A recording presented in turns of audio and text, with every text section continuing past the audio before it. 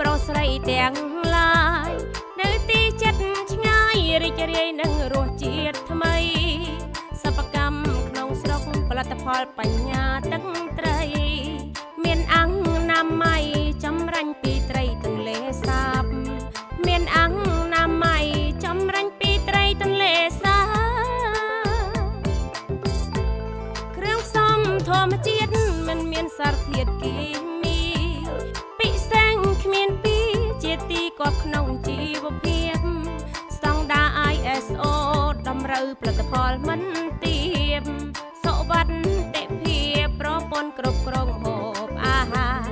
សុវត្ថិភាពប្រព័ន្ធគ្រប់គ្រងម្ហូបអាហារទឹកត្រីទឹកស៊ីអ៊ីវទឹកសៀងខាប់សែនឈ្ងុយឆ្ងាញ់អាយប្រេងខ្យងវិញរឹតពេញនិយមម្ហូបឆា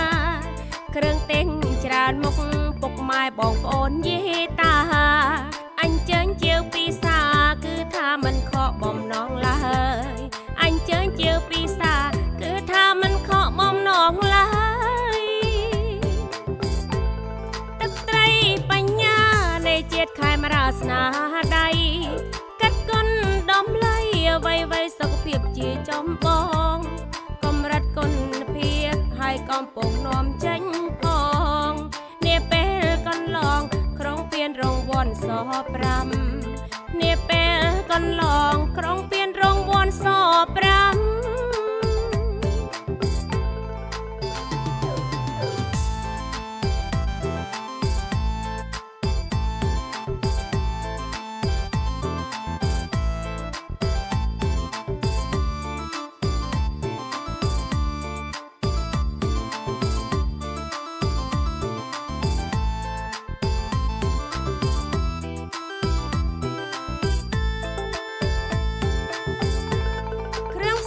ធម្មជាតិមិនមានសារធាតុគីមីពិសេសគ្មានពីជាទីគាប់ក្នុងជីវភាពស្តង់ដារ ISO តម្រូវផលិតផលមិនទាបសុវត្ថិភាពប្រព័ន្ធគ្រប់គ្រងម្ហូបអាហារសុវត្ថិភាពប្រព័ន្ធគ្រប់គ្រងម្ហូបអាហារទឹកត្រីទឹកស៊ីអ៊ីវទឹកសៀងខាប់សែនឈ្ងុយឆ្ងាញ់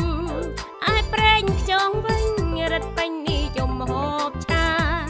គ្រឿងទេសច្រើនមុខពុកម៉ែបងប្អូនយេតាអញ្ជើញជាវពីសាគឺថាមិនខកបំណងឡើយអញ្ជើញជាវពីសាគឺថាមិនខកបំណងឡើយទឹកត្រីបញ្ញា